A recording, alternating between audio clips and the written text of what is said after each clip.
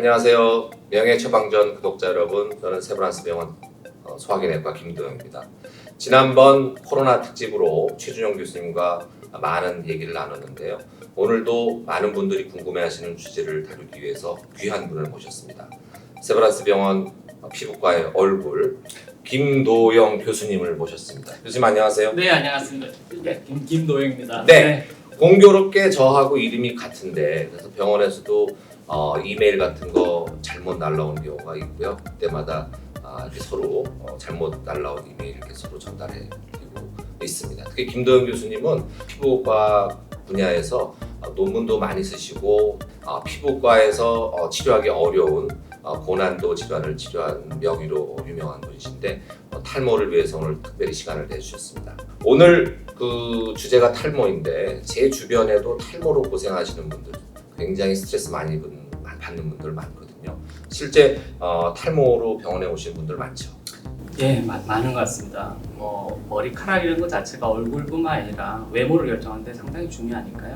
그래서 아마 최근 들어서는 젊은 분들, 나이 드신 분들 상관없이 병원을 내원하시는 분은 많은 것 같습니다. 그러네. 네, 대한탈모치료학회의 조사에 따르면 우리나라 탈모 인구가 1,000만 명이라고 하는데요. 우리나라 인구가 5천만 명 정도 되나요? 예. 5분의 1 정도. 그러니까 10명 중에 2명이 탈모를 앓고 있다. 굉장히 유병률이 높은 것 같습니다.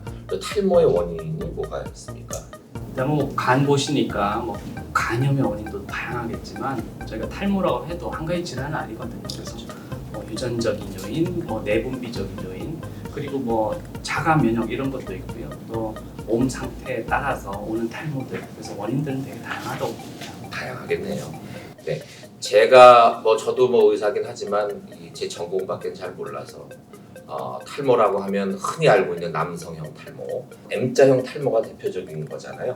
그 정도만 알고 있는데 또 다른 유형이 있을까요?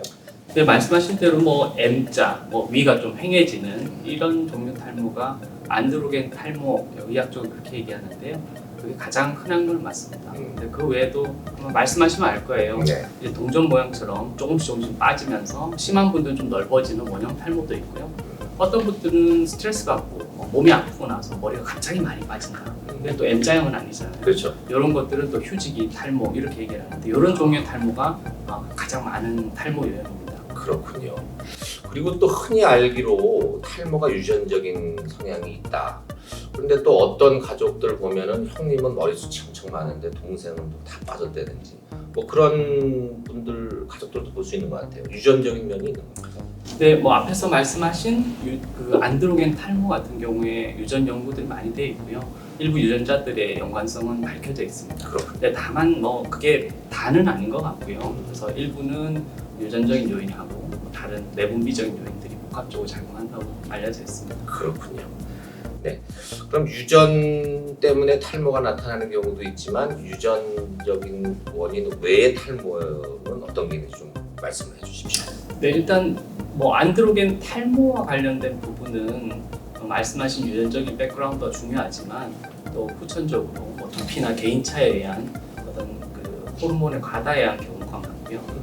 그 외의 탈모들은 사실 유전과 좀 무관한 경우도 많습니다. 대표적으로 스트레스나 몸 결핍, 또 몸이 아프다든지 이렇게 오는 것들은 전신 상태와 더 연관이 있는 휴지기 탈모 같은 경우도 있고요. 그다음에 자가 면역 이상에서 면역학적인 변화에서 오는 원형 탈모 같은 경우는 유전적인 소인과 관련은 있지만 다른 후천적인 면역학적 요인이 훨씬 중요한 걸로 되어 있습니다. 그렇군요. 저도 갑자기 떠오르는 생각이 이제 잠을 베개 머리를 눕히고 잠을 평상시보다 좀 많이 잔다든지, 그러니까 머리에 압박이 많이 가해지면 머리숱이 많이 빠지는 것 같더라고요. 압박이 돼도 이렇게 많이 빠져요. 압박은 그 생리적인 부분들을 얼마나 딱딱한 베개를 쓰신지는 잘 모르겠지만 생리적인 수준에서는 잘 일어나지 않고요. 다만 그런 경우는 있어요. 수술이 오래가는 신경외과 수술하시다든지 이러고 나면 너무 압박 부위가 오래돼 있는 부위에서 일시적 탈모가 오는 경우는 있습니다만 생리적인 일상적인 수준에서의 압박 탈모가 많지는 않습니다. 그렇군요. 네. 또 하나 유전적인 탈모 제가 질문을 드렸지만 1990년대 그 이전만 해도 그렇게 탈모가 많지 않았던 것 같은 느낌이 드는데 최근 들어 탈모가 많아진 건지 아니면 관심이 많아진 건지 모르지만 이 환경이 변함에 따라서 실제로 탈모 인구가 느는 것인지 좀 궁금하더라고요.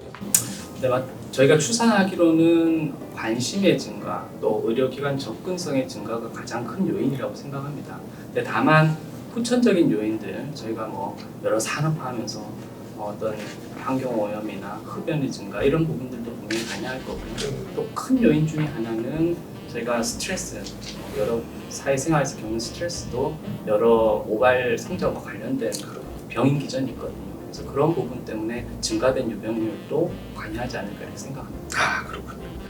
그리고 특히 이제 요새 그 헤어스타일들에 관심을 많이 갖기 때문에 젊은 분들 뭐 파마죠. 파마를 많이 한다든지 또 여러 가지 염색약을 쓴다든지 헤어스타일링 같은 거 젊은 사람들 뭐 나이 든 분들도 마찬가지지만 이런 미용, 헤어스타일링 같은 것들이 또 탈모에 영향을 주는지.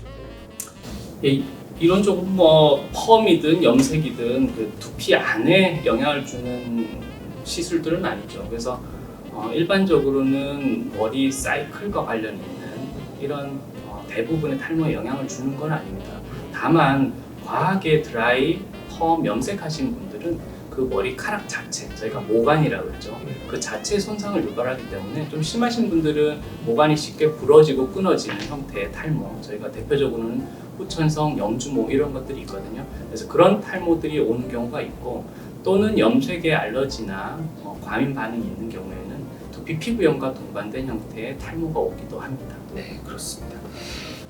그리고 이제 우리가 이제 의학적으로 탈모라고 하지만 일반 분들은 속된 말로 대머리라고 이렇게 조심스러운 표현입니다만 노래도 있잖아요. 대머리 총각 이런 노래도 있는데 대머리 총각은 많이 봤는데 대머리 처녀는 못 들었어요. 그래서 이게 남녀간에 분명히 차이가 있는 것 같은데 여성 탈모, 여성 대머리 이게 있는 겁니까? 예, 대머리란 표현을 저희가 의학적으로 쓰지는 않고 하는데요. 아마 말씀하시는 형태는 안드로겐 탈모의 중증 형태가 이제 민머리로 되는 현상을 얘기할 것 같습니다. 그래서 근데 안드로겐 탈모는 앞에서 말씀드린 대로 여자든 남자든 공이 생길 수 있는 질환입니다. 근데 남자들은 앞쪽 헤어라인, M자 라인이 벗겨지면서 위로 뒤로 후퇴하는 양상이 흔한데 반해서 여성의 경우는 호르몬이나 이런 게 조금 다르거든요. 그래서 앞쪽 헤어라인은 대부분 잘 보존이 되고 위가 좀 휑해지는 형태의 안드로겐 탈모증이 많습니다. 그러다 보니까 실제 민머리로 진행하는 여성분들은 그렇게 많지 않습니다. 그런 차이가 있습니다. 기본적으로 남성들은 M자부터 시작해서 뒤로 머리가 넘어간다. 그런 차이를 지적해 주셨습니다. 그 여성분들 특히 이제 출산 때문에 호르몬 변화가 있어서 출산 후에 또 머리 숱이 적어진다 이런 분들 많은 것 같은데 관련이 있는 거겠죠, 출산과 탈모가? 네. 의학적으로 알려져 있는 내용이고요. 네. 저희가 임신을 유지하기 위해서 필요한 에스트로겐이든 호르몬들이 있습니다. 네. 근데 그런 여성 호르몬들의 역할은 모발의 사이클을 조금 더 길게 잘 자라게 해주는 경향이 있고요. 그래서 임신 중에 유지됐던 호르몬이 출산 후에 갑자기 다시 정상화되는 과정에서 이 머리 사이클이 갑자기 다시 길어졌던 것이 줄어드는, 즉 머리가 일시적으로 한번 빠지는 현상을 보이는데 이런 출산 후 탈모 형태는 저희가 의학적으로는 휴지기 탈모증 이렇게 보는데요. 빈도가 꽤 있습니다. 그렇군요. 휴지기 탈모에 대해서도 자세히 말씀해 주셨습니다.